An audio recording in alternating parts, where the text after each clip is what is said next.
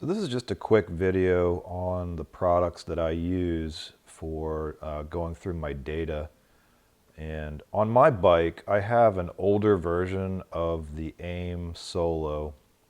And what these are, they're more than just lap timers. They are full-fledged data loggers if you get the ones that have that option. They have a DL on the end for data log, and they're a bit more expensive, almost twice as much, but what they can do inside is really incredible. So let's go through a couple of examples of using this tool and the software to help understand what we're doing on the bike and also identify areas of where we need improvement. So to utilize the DL AIM Solo, you want to have an interface to the system on your motorcycle. So you can do this a number of ways. On my BMW, there is a port to attach to the CAN bus system, which attaches again to the ECU where all the data can be found. So with the CAN bus cable, it's a simple interface. This gets plugged into a diagnostics port on the bike on this end, and then the other end goes straight to the unit. And with a couple different configurations that you have to enter into this device configuration portion of the software, you're good to go. So it's all automatic. All I have to do is turn the unit on, and in fact, it turns itself on with the ignition of the bike. So once it's on and you're out on track, it knows where you are, it knows which track to apply, and it just starts data logging your sessions. So here's a little bit of what that looks like. So here's a quick look inside RaceStudio 2.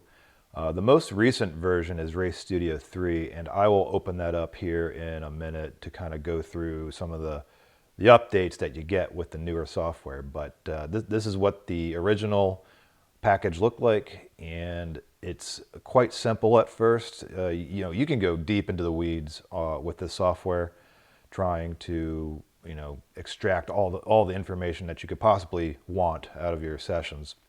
So if you hit the space bar, it opens up the measures tab over here. This is my most recent run at CMP. Personal best lap that weekend was a 141. So getting that down a little bit, which is good. So what we're all trying to do. So with just the AIM Solo non-DL, this is what you would see. You would see your speed versus time, or what I like to do is put it in speed versus distance. And what's really useful about going with speed versus distance is you can overlay some other lap data. Like here's a much slower lap, and you can see again over the distance. So all the slow points of the track and all the fast points of the track are going to be in more or less alignment. So what you can do here is notice I have this red line at the base here. This is a reference. This is referencing the faster of the two laps selected here. And anytime you can click on the graph, and it'll jump here in our map to where it is on the track. So for example, coming here across start finish, a little after start finish, I have a pretty significant speed delta between these two runs, almost 10 miles an hour. And slowest point in the corner was about the same. But what I'm looking at here is you look at the gaps, how steep the acceleration is relative to another lap. And it'll tell you exactly how far it is off of the reference here by looking at this bottom section here. This is in time. So the 10/3 reference, this is the faster lap again, and then the delta here, the area under this curve, is exactly how much faster. So this is a good reference for putting your laps together and determining maybe what you did differently that could account for the faster lap time. And you can see pretty clearly, here's a huge speed difference after turn 10, going through the kink. This is, and it references to an earlier video I made about bike placement. So bike placement and being in a position where you're able to get to wide open throttle sooner is always going to equate to a faster lap time. And you can prove it by looking at the data. So let's take a look at the power of the software and the power of data logging. So right now we have what you would see on the screen if you didn't have the data logger, which is just speed and time.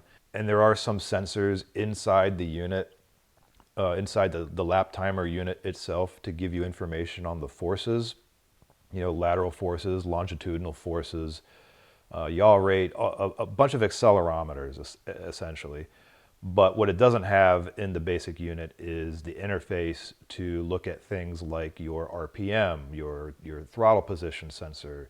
The BMW has two, one for your throttle position sensor and the other for the actual grip or at your hand on the throttle, which can be interesting to look at when you are troubleshooting either areas on track that you need more traction control, or maybe just to have a look at exactly how much intervention the traction control is doing.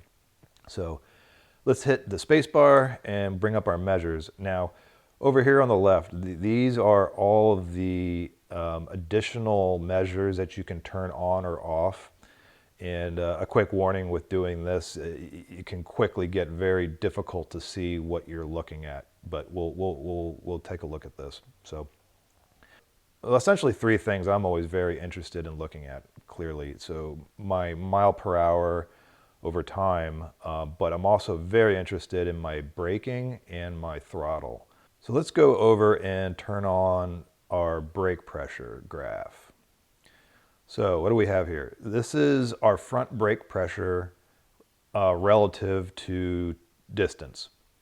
So in an earlier video in bike placement, when we spoke about brakes and the two functions that they serve, they were speed and direction. So if we draw a straight line, a vertical line through our brake pressure graph, you can divide that into the two areas. So the first half here is our speed control. So if we look at the speed here, so we're coming up from 129, almost 130 miles an hour.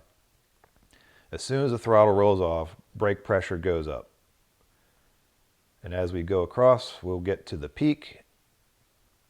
So the bulk of our speed control is here now. So notice left half of the speed curve and the right half of the speed curve. We've dropped a significant amount of mile per hour.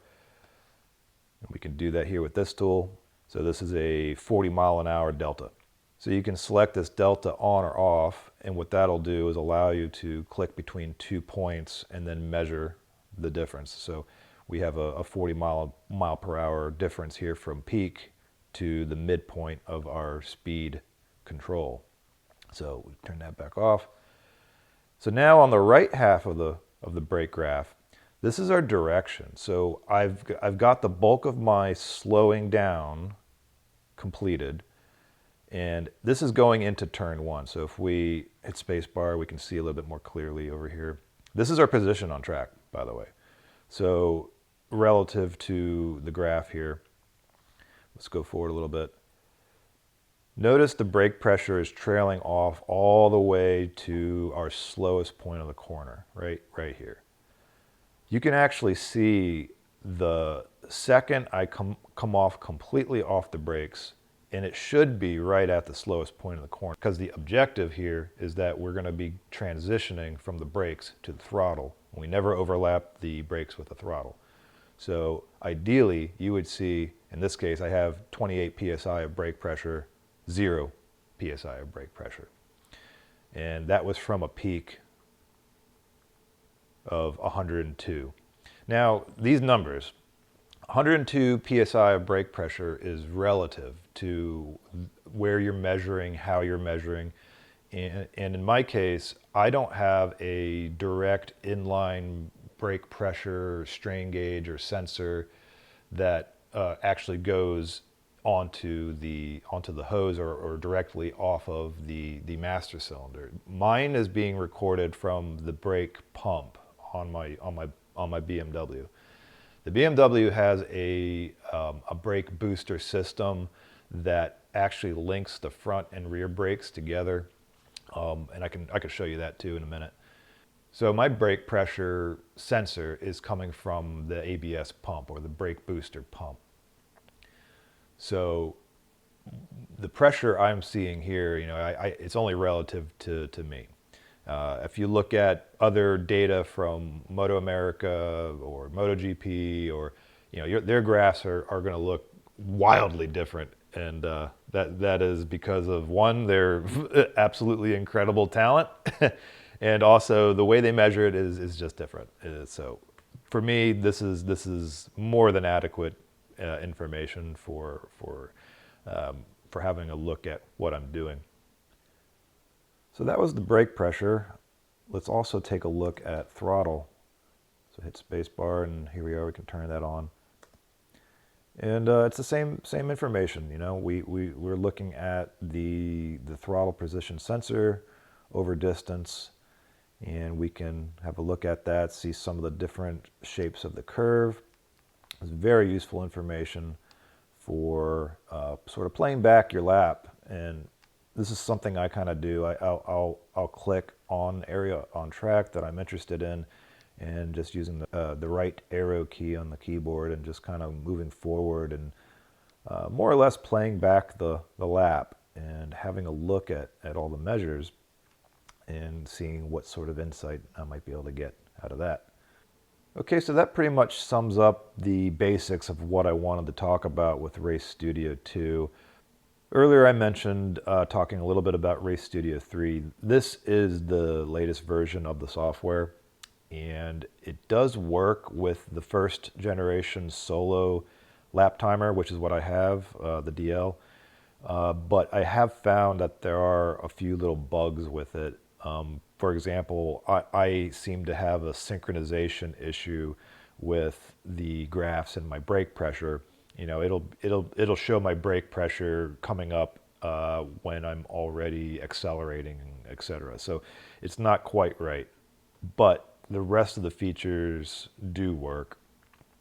So RaceStudio 3 has a couple of differences from 2 that I think are really cool. And one of the things that I like looking at the most is my split time reports. So split time reports are a statistical analysis of your data. Your data is collected in every lap in the timer and is then broken down into sectors on the track. So one of the most useful things that you can do with this is look down at best theoretical. And in my case here, it's telling me that the best theoretical lap time with the data that it has been fed is a 1 minute 39.7. So how does it determine this? What it's doing is it's looking at the different sectors on the track, and it's determining, out of all the combinations of data that it has from you, if you were somehow to link all of those sectors up this way, it would equate to this lap time.